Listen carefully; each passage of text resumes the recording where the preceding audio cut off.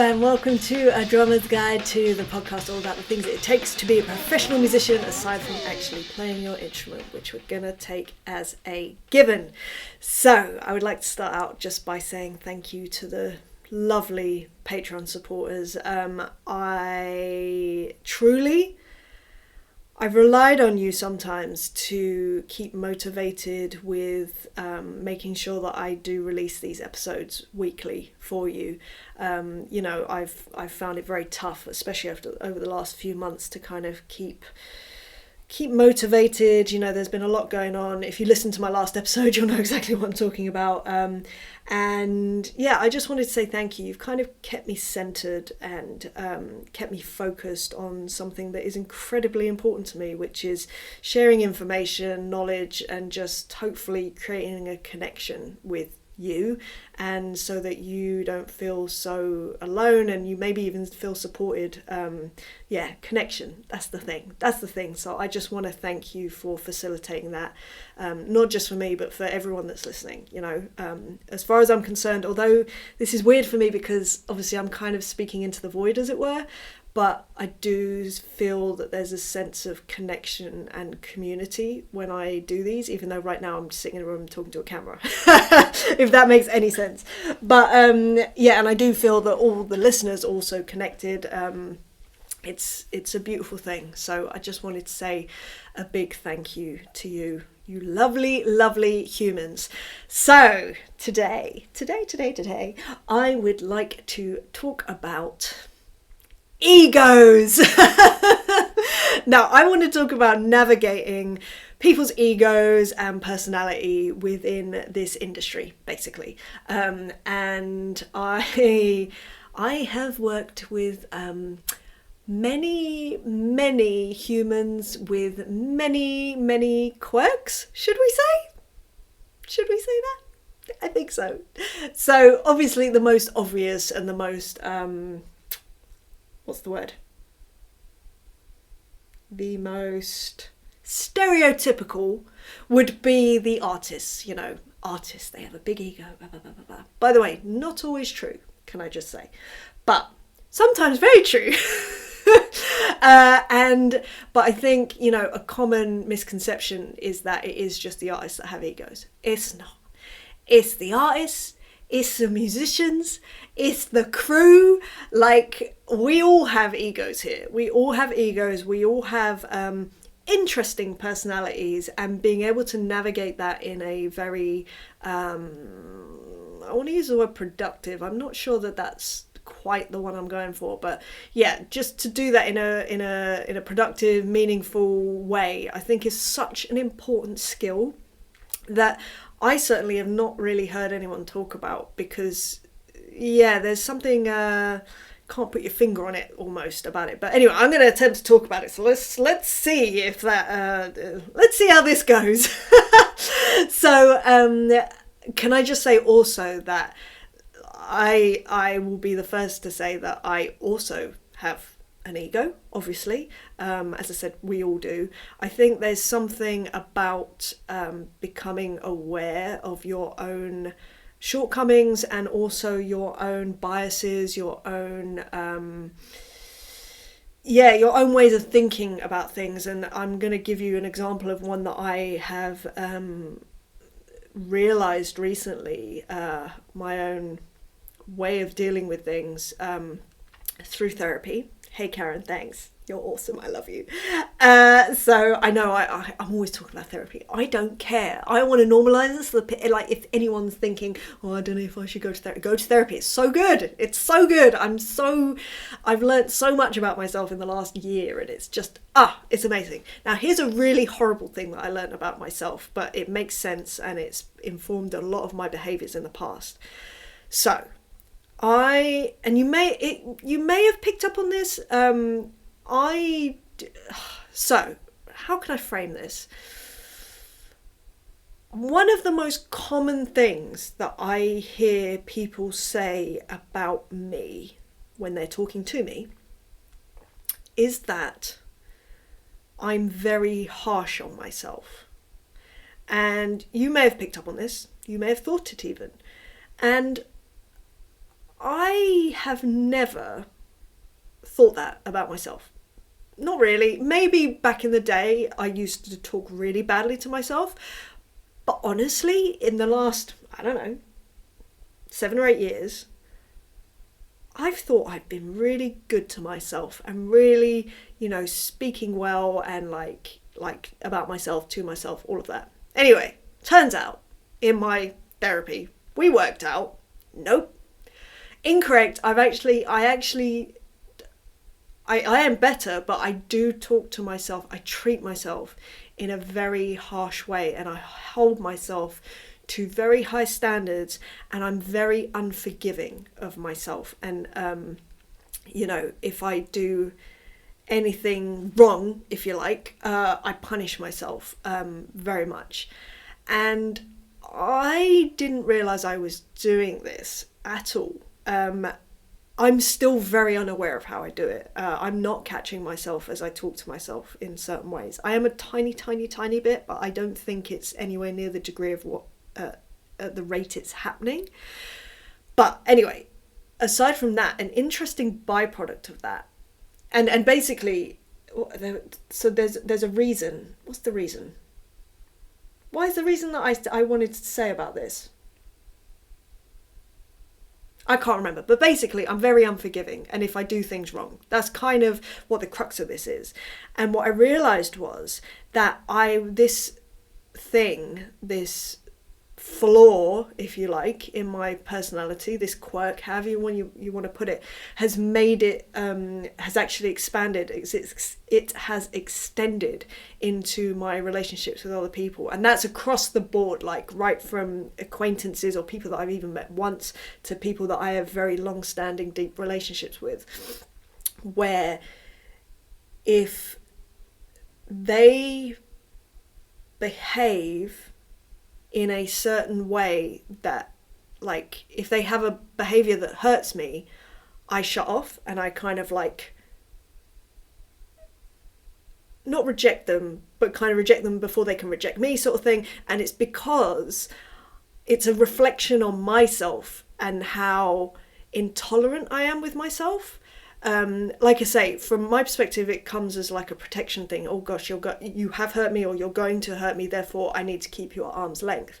But actually, it is a reflection on myself and how horrible I can be to myself when I'm not perfect. I have major perfectionism issues. I know that I've spoken about it before on podcasts, and I've gotten better, but I still I don't have it now, and I'm finding evidence, good old CBT, I'm finding evidence against this idea that if you do something wrong in your life, to me, it was that everything is ruined. Like, that relationship is ruined. It completely, like, almost like relationships are so fragile that if you do one thing wrong, then it's all going to go wrong, and it's done. It's ended. That's it. It's done. I'm learning a much healthier way of thinking about those things, which is really interesting. Right, we're not even into the episode, but what I will say is that, so I've sort of like learned this kind of acceptance about myself and therefore other people and the behaviours that people might express. Wrong word. The behaviours they might present, the behaviours do not make the person. It's just an action, and it might not be a great one, but it doesn't, it's just a part of them. It is not them, if that makes sense. And this has been a massive revelation for me, like over the last few months. I can't even begin to tell you, and just realising how robust relationships are and all of that. But anyway, an interesting byproduct of that, and here we go. Right, you ready for some? I'm about to admit something here. And if you know, you know. If you don't, then you probably have been like, really? So, one of my favourite things to watch in life, maybe it's a guilty pleasure, do you know what? I don't feel guilty about it. I don't care. Is Married at First Sight, Australia in particular. The UK one has started doing the Australia format, so I'm kind of okay with that. That's good, the last one, fine. But Married at First Sight Australia is one of my favourite things to watch. I love watching the dynamics with people. I love watching people fall in love. I love communication. I love the therapy sessions, like on the couch, all that sort of stuff. I love it. I absolutely adore it. Now, in the past, I would very much like separate people within the experiment into people that I liked and people that I didn't like. But an interesting thing that I found in watching this newest series is that there are, bar one, and you know who I'm talking about if you watch it, there are no people that I think I either like them or I don't like them. I just have like, oh, I understand them as a whole, that their behaviours, there can be things that are happening in tandem, and it's not one or the other. It's not black and white thinking. It's more like people are more nuanced than that. And yes, they might present behaviours that are not ideal, but there's a reason for that. And it kind of like, it doesn't negate good aspects of their personality and good actions that they take. Anyway, I find that this whole way of thinking is really, really useful as well for navigating relationships, egos, personalities of the people that you're working with. So I have a way of seeing this, and I'm not sure that it's... No, do you know what? No, it works for me. So in terms of tolerance, right, I kind of have a hierarchy of tolerance for egos and personalities, because obviously just because someone acts in a certain way, you can either choose to accept it or not accept it. And in the past, I would very much black and white thinking, like if someone did something, an action that was out of what I deemed to be correct or morally right or anything like that, I would be like, you have done this one thing, therefore you are a bad person, therefore I don't want to be around someone like that, and I would exit. That is, it's a flaw that I've had. It's something that obviously I've grown through doing all this therapy work, but that was very much my way of seeing things. Now, in terms of tolerance of these behaviours, for me, I would have the highest tolerance obviously with the artist, because at the end of the day, I have the least experience of understanding their experience, first of all. You know, I don't know what it's like to be playing massive shows where your name is on the door, your name is on the ticket, they are there to see you, and the pressure that comes with that. And not only that, but doing it for sometimes decades, having that constant pressure. I don't know what that feels like, nor will I ever, I hope. You know, it's a lot. It's a lot. And living, like, your life is that. Your life is about getting up on stage and performing for other people, and bearing your soul in such a vulnerable way, and then getting accolades for that, and then also being completely, you know, you may be completely chastised for that and being judged by that, and you know, anyway. So in terms of tolerance, the highest level of tolerance that I have for that is definitely for the artist. And then it gradually comes down in terms of, like, you know, musicians and crew, we're all the same. Therefore, we all have different experiences. But in terms of, like, what I'm willing to let slide, if you like. But in terms of actually coming to terms with difficult behaviour and working with difficult people, the thing that I do always try to lead with, always, and in life generally, if I come across anyone that I'm like, oh, that's a bit rough, like what you did or what you said or whatever, the first thing that I will lead with is I will just say to myself, I bet they're feeling quite insecure. That seems like an insecure behaviour. And maybe that's slightly... what's the word? Judgmental, maybe, on why they're behaving the way they are. It might even be seen as kind of looking down on someone, maybe. Honestly, maybe it is. It's not how I mean it, but if I can say, oh, they're probably just really insecure, it kind of opens up myself to lead with, hopefully, a sense of compassion. Like, oh, that's such a shame that they feel so insecure that they feel they have to react this way to assert themselves and to feel more secure and throw their weight around or whatever else. So I do try and just say to myself, oh, they're obviously really insecure about this. Like, that's, what a shame. What a shame. Now, I will say that doesn't mean that it negates any responsibility for things that they do, and I will kind of touch upon that in a minute. The other thing that I try to tell myself is that you know, we obviously, all of us, we don't know the ins and outs of any of each other's experiences and backgrounds. Not we might to a degree, but we don't.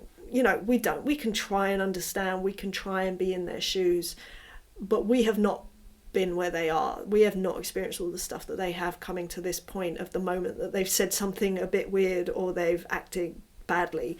Again, in inverted commas, badly. That's very judgmental. But the point is that I choose to believe that everyone does the best they can with what they've got in that moment.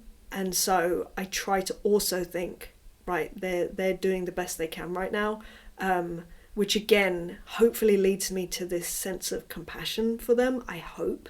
This is also really useful when it comes to like online trolls and people like that, because it's like, oh man, like you feel like you need to do that to feel important or worthy, or, you know, any sense of value. I find that really sad, and I try to lead with some sort of compassion when it comes to that. I'm not perfect, obviously, and some things do get to me and affect me, but I think just leading with that way of thinking is just useful, because it allows you to step back a bit and just not take things personally as well. It's very rarely about you. And again, I think that's why I kind of shared my experience about how I was reacting to people, but it was actually more a reflection on myself and how I felt about myself and my relationship with myself, which is getting better. But again, there's work to be done. There's always work to be done.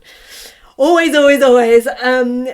So yeah, so that's kind of how I baseline deal with difficult egos, personalities, moments, actions from other people. However, what I will say is that although before I've been very extreme in my reactions to bad behaviour, what I deem to be bad behaviour, by just exiting a situation, I think it's better to kind of, like I say, not just do it as like they've done one bad thing, therefore I need to get away from this situation. I think life is more nuanced than that. However, in saying that, there are boundaries. There are boundaries. And, you know, we all have our personal beliefs, boundaries, things that we deem acceptable. And again, I think that there's a sliding scale with that. There are certain things for me that are absolute hard no-goes, like absolutely not. I will not tolerate that, and there is nothing that you can do that would keep me. And I will say something as well, which is unlike me. And you know, if it's, especially if it's like to an artist or someone that's paying me essentially, but there are certain lines that if they get crossed, there's no way back for me. And you know, I'm not, do you know what? I'm not sorry about that. It's just that it's only a handful of things, but if you do those things, no, and I'm not even going to share them with you because this is going to sound awful. I've had people use that against me in a very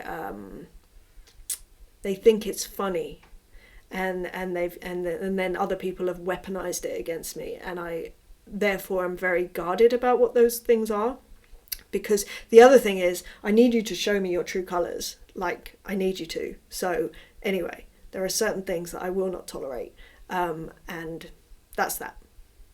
Sorry, but aside from that, yeah, there are certain boundaries, and it's what you're willing to put up with as well. You know, there's been situations where I have been verbally abused by artists because they're and you know, I look back now and I know it's because they were severely out of control and they needed to feel a sense of control. There's been other sort of like incidents that have not been great, but again, it often comes from a place of insecurity, and I recognised that at the time, to be fair, and I did stick around. Boundaries were violated for sure, but I stuck around for a little bit longer, and sort of, I suppose it was just to see if it was a one-off or if this was their way of working. Turns out it was their way of working, and I exited the situation because it was like, no, I'm not doing this. You know, there's other things where I've seen how artists are treating other people, and not even me, but it's It's when they treat other people that they deem to be lesser than them. I have a real issue with that. I really do. It's not okay in my books. And again, it's kind of like, right, you've crossed that boundary by treating that person like that, by talking to that person like that. Am I willing to stick around? Am I willing to be associated with someone that treats other people like that? Nah, often not. I think these days I'd be better at addressing it, whereas before I would just bow out. I wouldn't address it because I'd be scared of confrontation or whatever. But again, now I think it would be more of a conversation, which would open up the opportunity for a bit of self-awareness on their part. And if they change their behaviour, great, that's fine. Then that shows me that you care, and that's great. However, if it carried on, no, like that's because I've shown you what my boundary is with working with you, and if you don't respect that, that's fine. But I therefore, just making it clear, I think. So anyway, yeah, I think the whole dealing with different personalities and stuff, it's always going to be a thing. And the thing is, when you're on the road with people, there are so many different personalities kicking about, and just being able to, I think, find points of connection is kind of the most important thing when it comes to especially touring and keeping a level of harmony, because there will always be things that you disagree on. But I think there's a way to respectfully disagree with people. There's a way to focus on the connection points. And often that is music, obviously, when you're on the road, and that's between everyone on the road. Everyone loves music when you're on the road, because you wouldn't be there. You wouldn't be doing that job if you didn't enjoy music. And whether that's you're a musician, whether that's you're a crew member, there's always going to be a baseline connection there. And I think finding that, celebrating that is so important, and holding on to it when times are tough, because they will be. There will be blow-ups in any musical situation, professional situation. There will be, because the odds are against you in terms of that. Like, you're all living together, you're living in each other's pockets a lot of the time. You become very close, and with that comes frustration and letting things out maybe in an inappropriate way. It does happen. And some people, they go the opposite way, they retreat. That's what I would usually do, is kind of become very quiet and all of that sort of stuff. But there's kind of the respect of that, and not trying to make other people adhere to your way of dealing with things and your way of, just your way of dealing with things, basically. Just having that respect for, okay, this is how you deal with things. In the same way, if someone wants to go out shouting around at each other, okay, I can respect that that's how you're dealing with it. It doesn't mean that I have to accept the behaviour itself. It doesn't mean I can't have a conversation about it. And this is the other thing, and again, this is coming back to what I said when I sort of started this episode about relationships, professionally as well, are a lot more robust than you think. And that is shown by, if you listen to any stories of bands or of session musicians working together, none of them are perfect at all. There are so many times I hear about this mad behaviour that people present, and yet they work with artists for years. And you just think, yeah, do you know what? You don't need to be perfect all the time. You don't need to, if you do one thing that is seen as some sort of bad behaviour or action or whatever, that doesn't ruin everything. It doesn't. So, it's going to be okay. You're allowed to feel things. You don't need to suppress it all just because you're being paid. Obviously, ideally, there's a healthy way of doing that, and there's a professional way of doing that. But if worst comes to worst, it's not like the end of the world, which I think I very much have been at the extreme of that. And therefore, like I say, it is a reflection of how I felt, and to a degree still feel, about myself on the inside. So I'm going to go work on that now and leave you to your day. I'm not even sure that most of that episode made any sense to you, but here we are at the end of it. I hope that you're keeping well. If this did resonate with you in some sort of way, please do like, share and subscribe. Also, if you'd like to support this podcast over on Patreon, you now can over at patreon.com/EmilyDrums. That's patreon.com/EmilyDrums. And a shout out for if you want any sort of one-on-one mentoring to help you with your professional journey.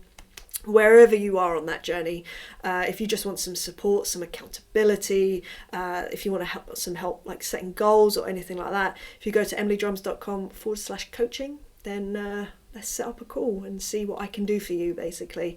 Anyway, I'm gonna love you and leave you, and I hope you're having a great day. I'll speak to you soon. All right, bye.